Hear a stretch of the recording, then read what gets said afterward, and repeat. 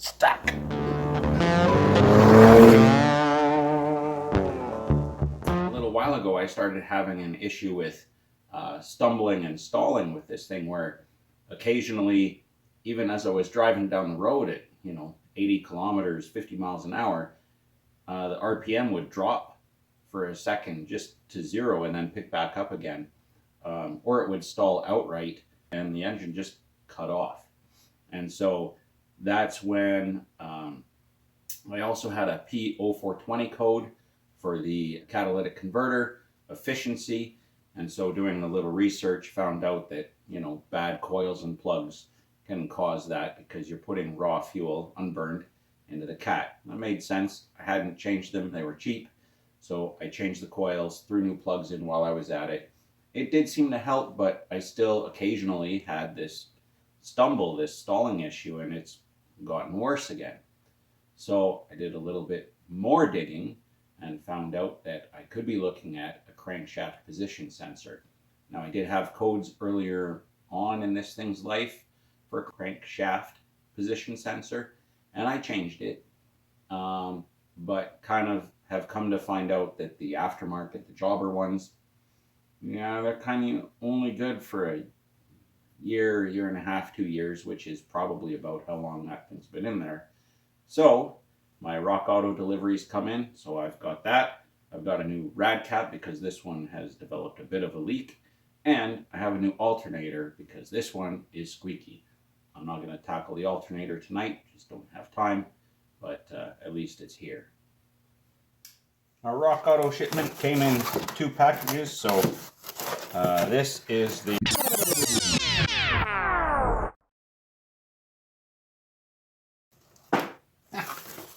sensor. There we are. I spent the extra few bucks and got the Mopar one. It really wasn't expensive, but that's it there. And yeah, magnet.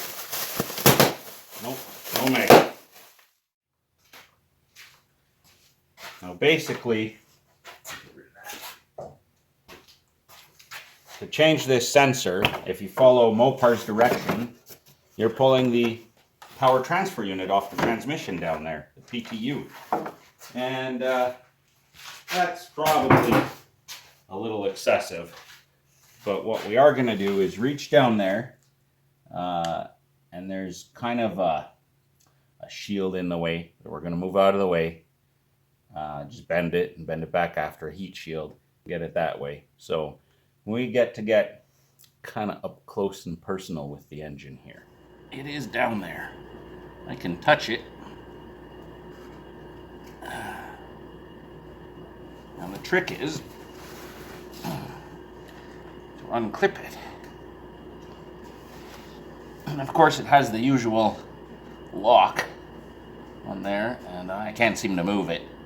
So I'm going to have to get a little screwdriver in there and undo that lock.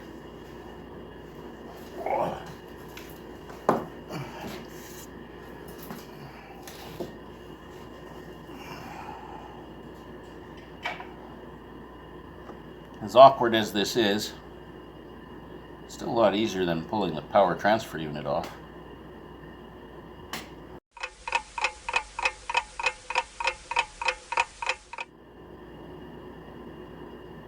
Got it.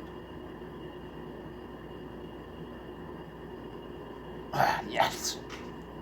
The harness is disconnected.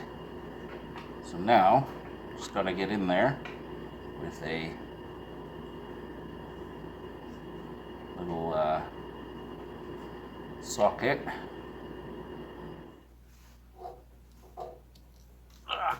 Stuck. Okay, so first attempt is with an 8mm deep socket. Yeah, maybe it's a 10mm. Yep, it's a 10mm. We're on it now. Okay, bolt is loose.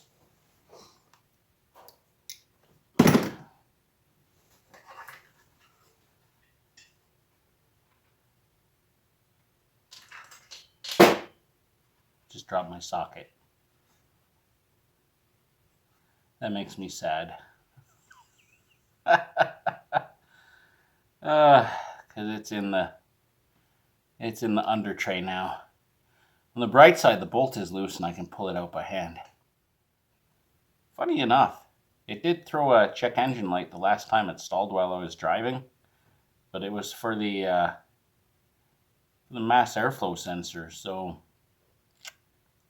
or MAF sensor. I can't remember what this one has, but anyway, that's what it was for. It wasn't for crankshaft position sensor at all. But these can fail so quickly and then recover that it may not throw a code. And that's what makes them a little bit tricky. And there we are. I mean, I don't know. Can I tell if it's faulty? No. But it was under 20 bucks Canadian, so it's worth a try. There we go. So that's in. So now the next step is to get the bolt in. Okay, we're using an old mechanic's trick.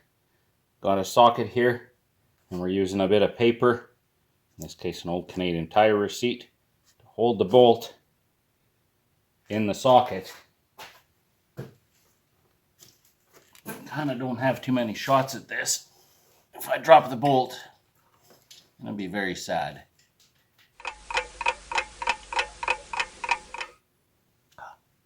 Got it.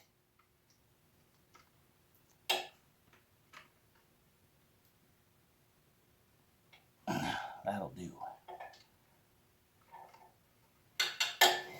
Okay. Everything out. Everything out of the pool. Okay, let's get that harness connected up. Where did it go? It was all in the way before. Now I can't find it. Come on. Oh, there it is.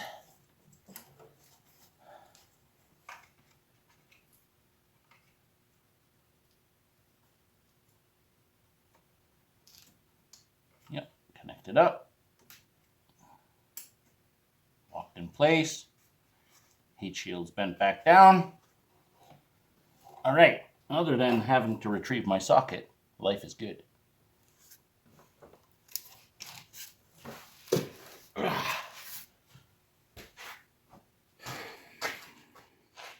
Successful fishing expedition. Woohoo! For those who care about such things, the part number for this is 0503 3307AE-001. That's Mopar's number. Now, being that that was not a whole lot of fun, I think it's time for an easy job, an easy win. And that is this. Great big box from Rock Auto today. Come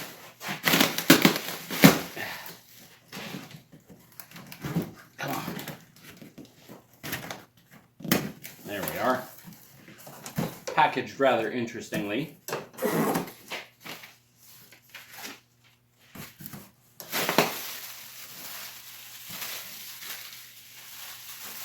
Better be a magnet in here. I'll be disappointed. Oh, there it is. All right, well, first things first.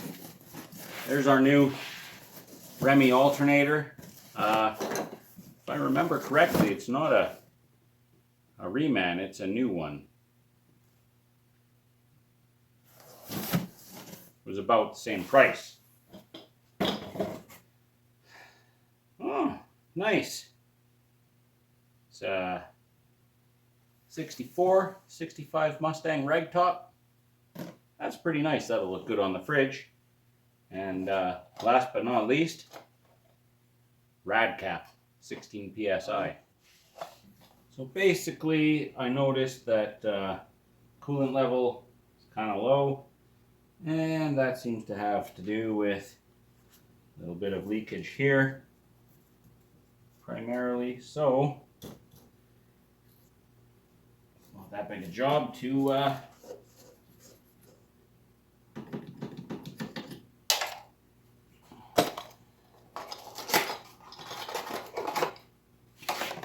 replace this guy.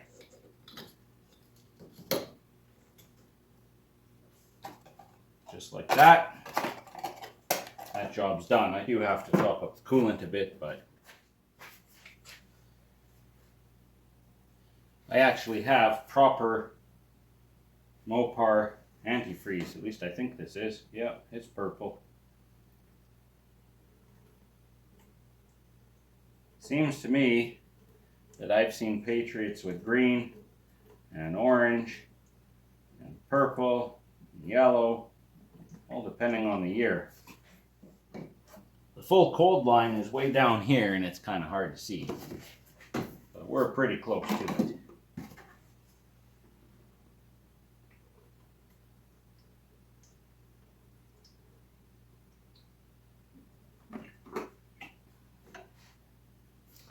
There we are. And this being 10-year, 240,000 kilometers, well, we're creeping up on time to change this coolant, actually. Got about 200,000. This is probably a successful evening. Will remain to be seen if this crankshaft position sensor actually fixes my issue. But it's as likely as anything else. I guess time will tell. I'll get back with you after I've driven this for a while, and I'll let you know if things have changed.